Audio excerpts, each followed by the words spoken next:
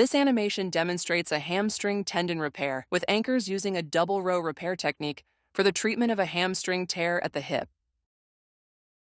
Here, you see the back of a right hip with the hamstring tendon separated from the ischial tuberosity, the bony bump on the pelvis where the tendons from the hamstring muscles attach. This is the bone that can be felt under the buttocks when sitting. The conjoint tendon, which attaches two of the three hamstring muscles to the ischial tuberosity, has completely torn off from the bone.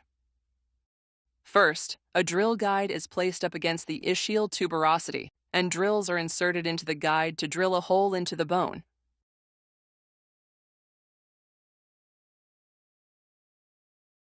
Part of the drill guide is removed, and a hard body anchor is inserted into the drilled hole.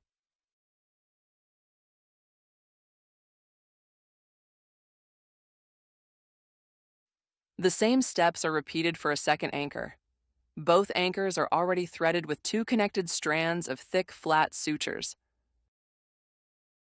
A curved needle is used to pass the suture strands through the hamstring tendon, and the tendon is pulled close to the bone. The connected suture strands are cut to separate them into 4 individual strands. One suture strand from each anchor is threaded into another hard body anchor, and another hole is drilled into the ischial tuberosity.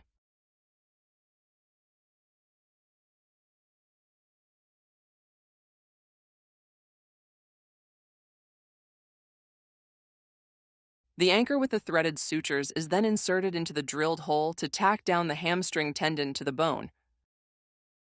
The same steps are repeated to make another hole, thread the remaining sutures into another anchor, and insert the anchor into the bone. Once final tension of the repair is achieved, the excess sutures are cut off, and the hamstring tendon repair is complete.